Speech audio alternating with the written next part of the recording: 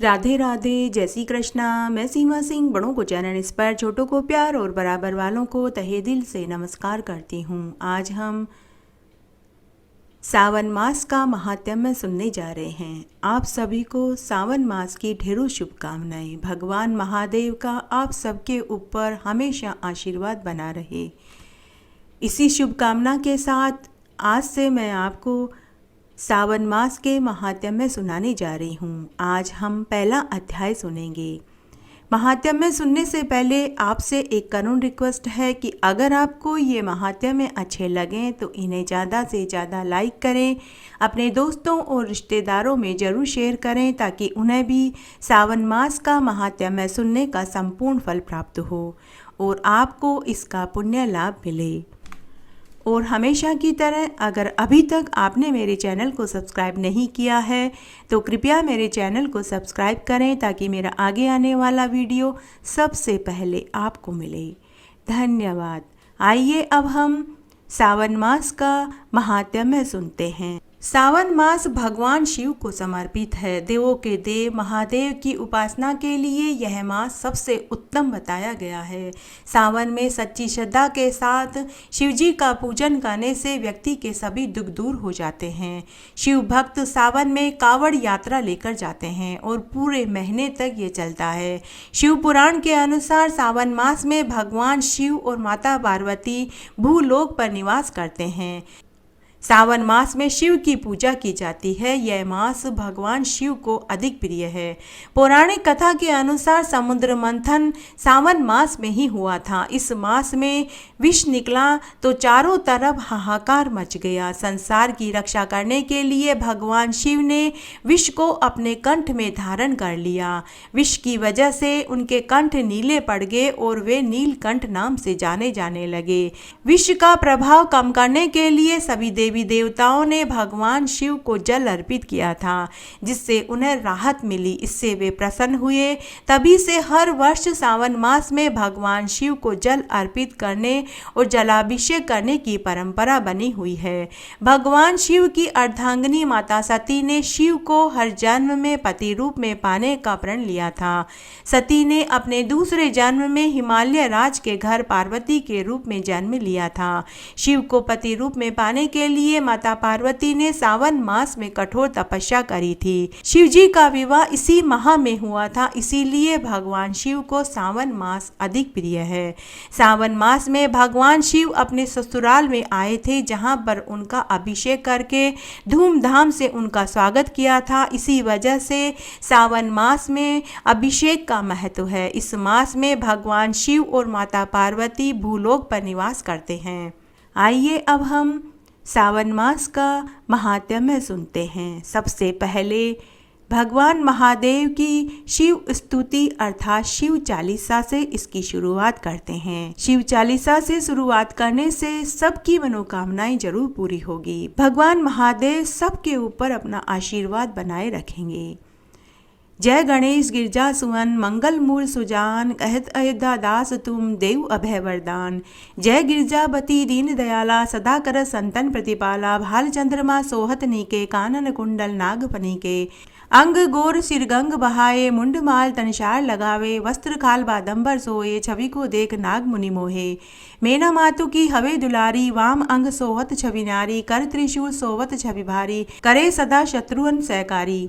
नंदी गणेश सोहे तह कैसे, सागर मध्य कमल है जैसे। कार्तिक श्याम और गणराहु, या छवि को कही जात न काहूँ। देवन जब ही जाय पुकारा, तभी दुख प्रभु आप निवारा।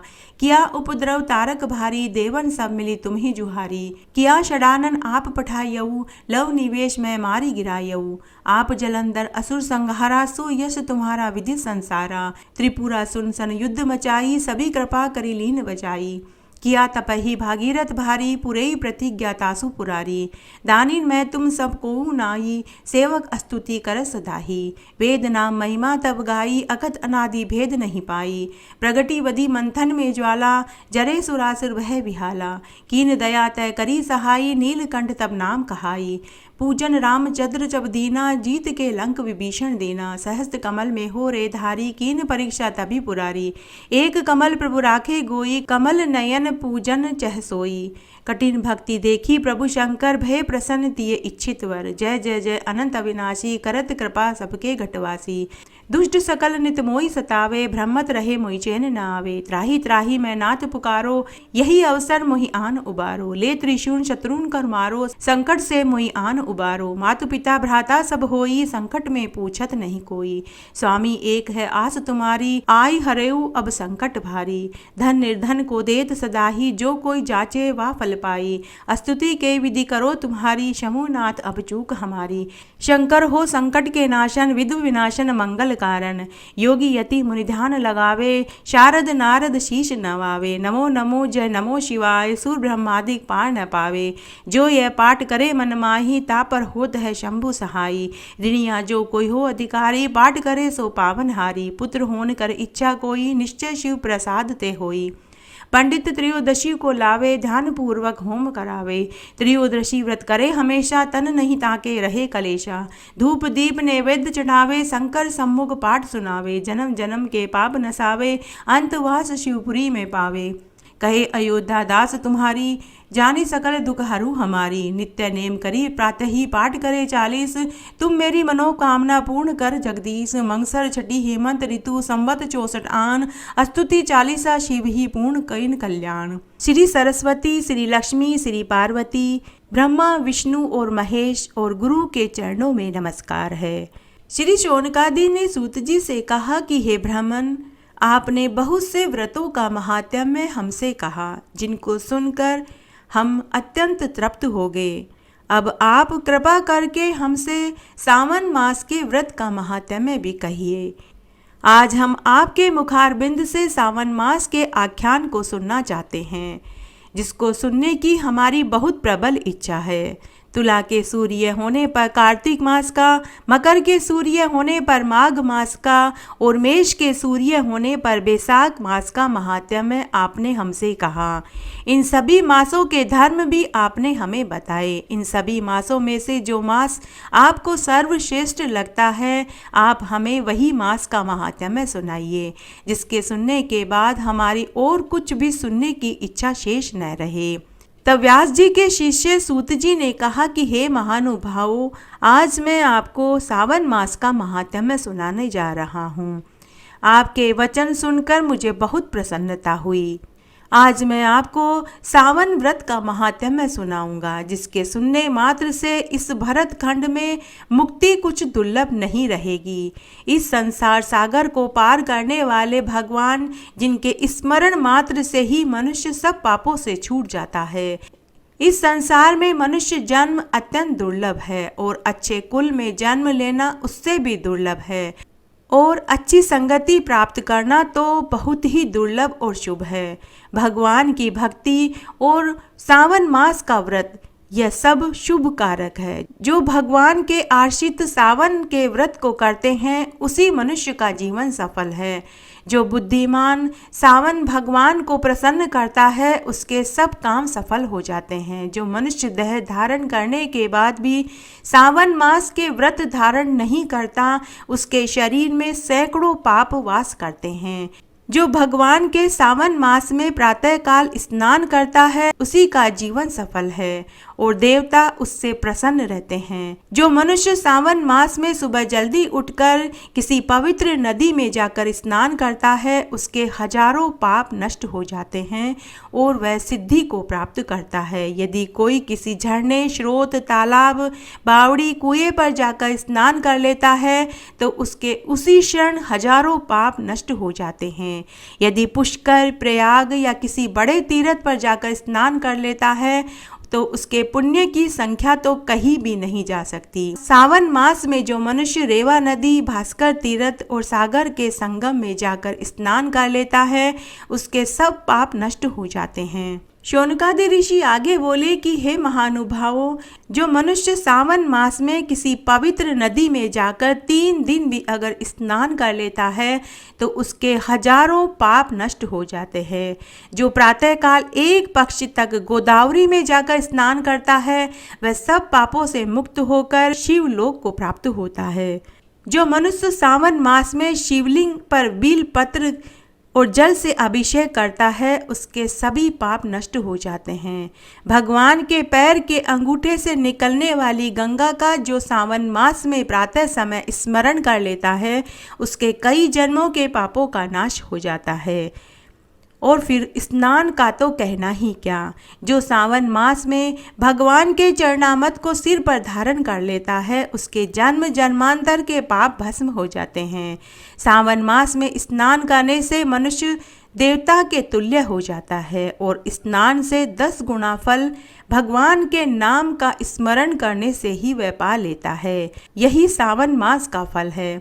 बिना स्नान के सभी कार्य निष्फल हो जाते हैं।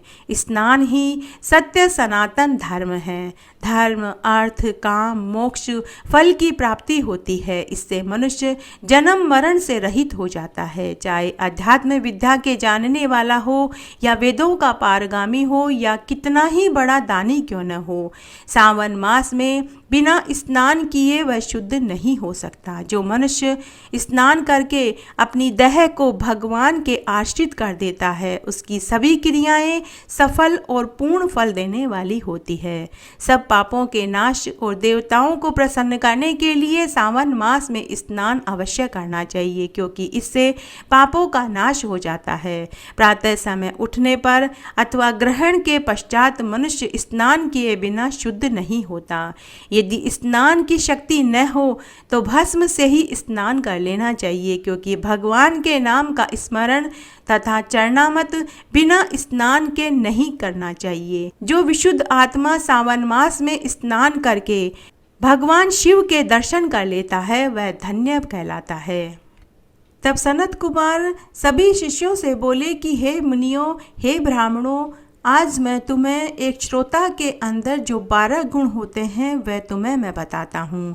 अगर सावन मास का महात्म्य सुनने वाले में अगर ये 12 गुण हैं तो सुनाने वाले को भी पुण्य प्राप्त होता है और सुनने वाले को भी पुण्य लाभ मिलता है।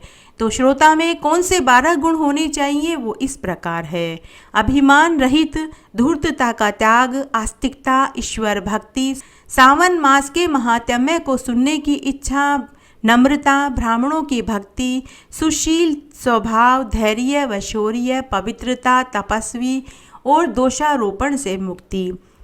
यह 12 गुण सावन मास का महात्म्य सुनने वाले श्रोता के अंदर बताए गए हैं। अतः अत्यंत प्रसन्नता पूर्वक आज मैं तुम्हें सावन मास के महात्म्य को सुनाता हूँ, क्योंकि तुम सबके अंदर ये सभी 12 गुण विद्यमान हैं। अतः हे महानुभावों, तुम ध्यान पूर्वक सावन मास के महात्म्य को सुनो।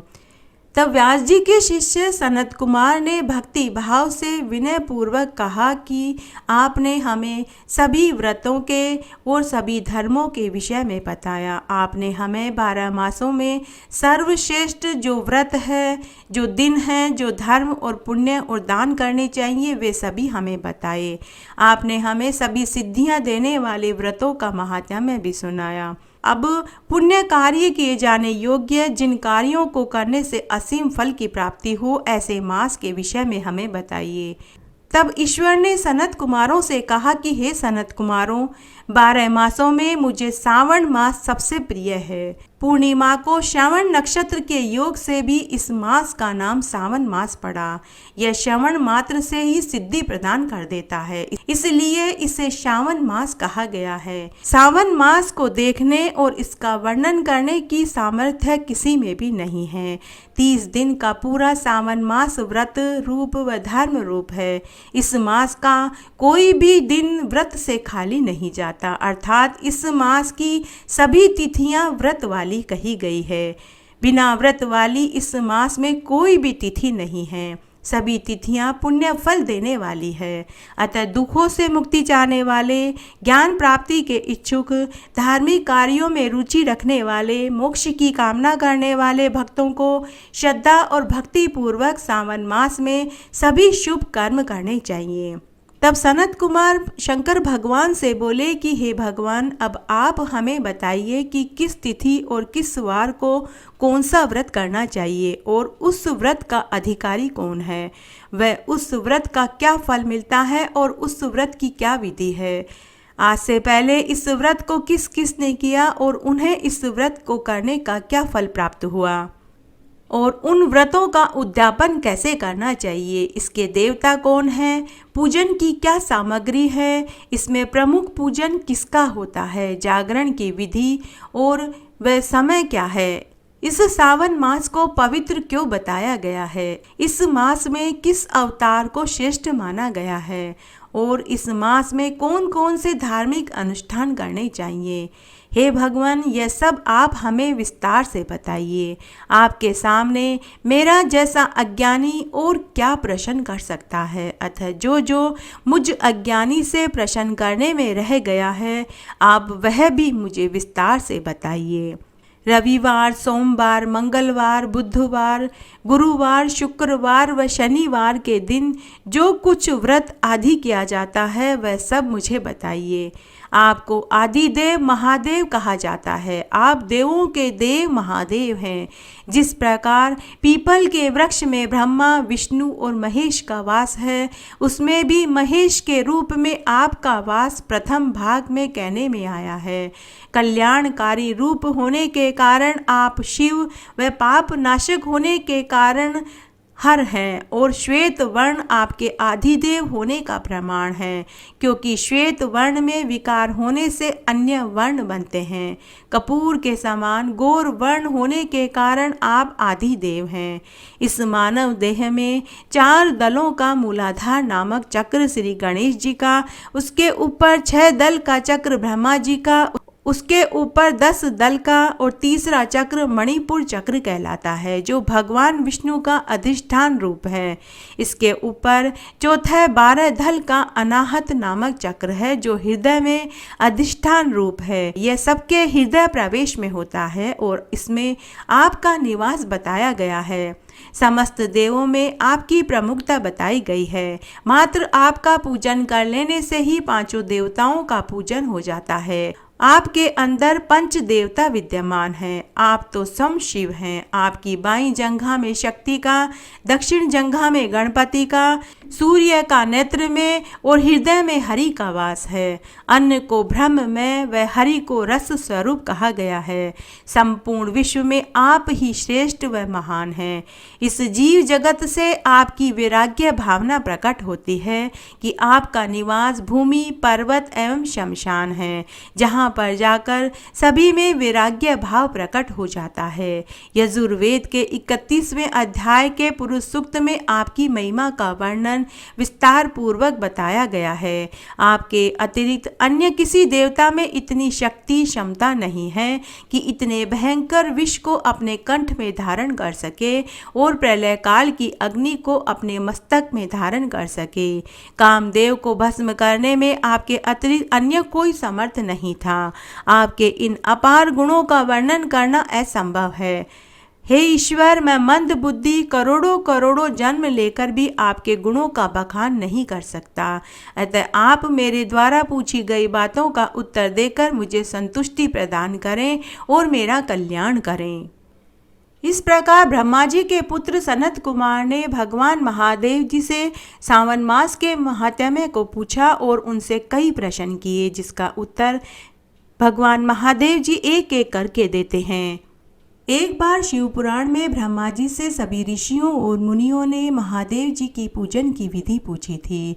तब ब्रह्मा जी ने सभी ऋषि मुनियों को सुखदायक शिव जी की उत्तम पूजा विधि बताई। वो इस प्रकार है।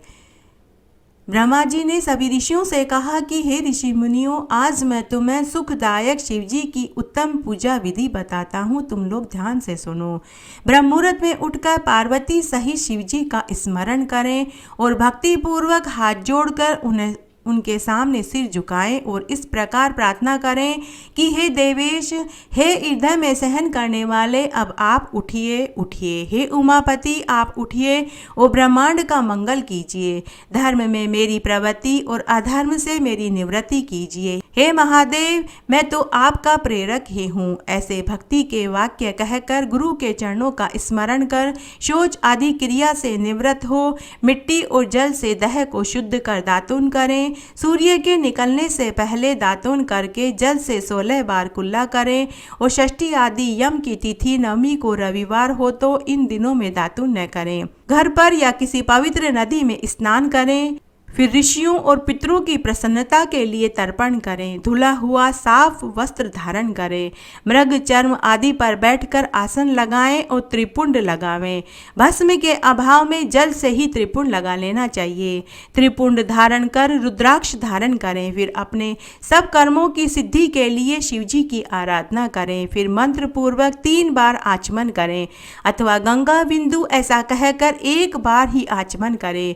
फिर गुरु से सीखे हुए विधान से यथाशक्ति सब पूजन सामग्री को शिवजी के समीप स्थापित करें और धीरता पूर्वक जल गंध अक्षत से युक्त एक अर्घ्य पात्र लेकर उपचार की पूर्ति के लिए दक्षिण भाग में स्थापित कर गुरु को स्मरण कर भेंट की एक मुद्रा दिखाकर सिंदूर आदि से विघ्न नाशक शिवजी की पूजा करें। उसके पश्चात पार्वती जी की चंदन कुमकुम और अनेक धूप दीपों से पूजा करें।